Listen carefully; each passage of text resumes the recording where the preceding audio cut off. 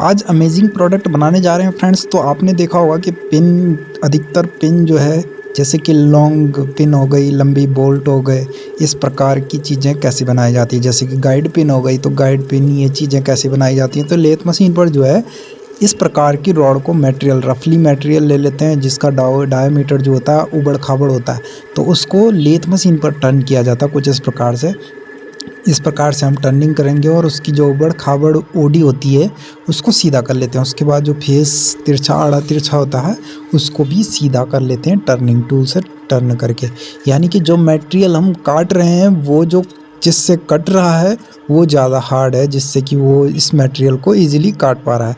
तो हम mild steel की एक पिन बना रहे हैं। पिन देखिए किस प्रकार से जो है पिन बनाई जाती है और इसके इंटरनल डायामीटर पर थ्रेड कटिंग होगी, यानी कि बोल्ट टाइप में ही बन जाएगा ताकि कहीं भी जाके किसी भी चीज़ को लॉक कर सके। यानी इसी के ऊपर जो है दो बियरिंग भी मूव करते हैं, यानी कि कहीं पे आपने साइकिल की पिन देखी होगी, सेंटर में पिन रहती है और वो उस पिन के ऊपर जो है मूव करती है।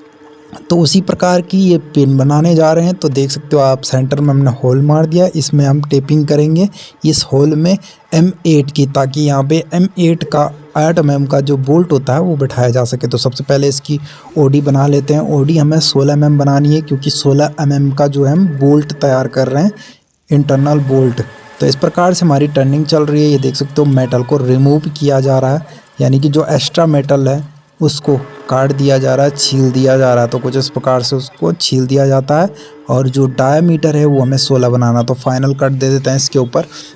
यहाँ से हम इसका डायमीटर 16 बनाएंगे क्योंकि हमें जो बोल्ट बनाना है वो 16 mm का बनाना है, जिसका जो कॉलर होगा वो कॉलर 22 mm का कॉलर होगा। यानी कि जो पीछे हेड बच जाता है बोल्ट का उसको हम 22 mm के डायमीटर में बनाएंगे। तो उससे पहले जो है टर्निंग 16 mm के बोल्ट की चल रही है, जिसके अंदर जो है हम इंटरनल डायमीटर पर थ्रेड कटिंग करेंगे, चूड़ी काटी जाएगी जिससे कि उसे कहीं भी लॉक किया जा सके।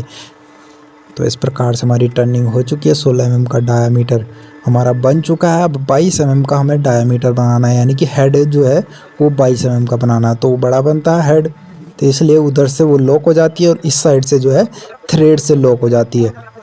तो इसमें अब जो है पेपर मार लेते हैं, पॉलिश मार लेते हैं ताकि फिनिश और स्मूथ दिखाई दे हमारा प्रोडक्ट। तो कुछ इस प्रकार से हमने पेपर मार लिया पिन पे। देख सकते हो कितने बड़े डायमीटर से हमने क्या चीज़ तैयार कर दी है। तो ये देख सकते हो इस प्रकार से टेपिंग की जाती है ताकि इंटरनल डायमीटर पर थ्रेड कटिंग हो सके। सबसे पहले हमने इसमें होल मार लिया था और उसके बाद टेप को कुछ इस प्रकार से चला दिया और उसके बाद बार फाइल मार लेंगे। हमारा थ्रेड कटिंग भी हो चुकी है।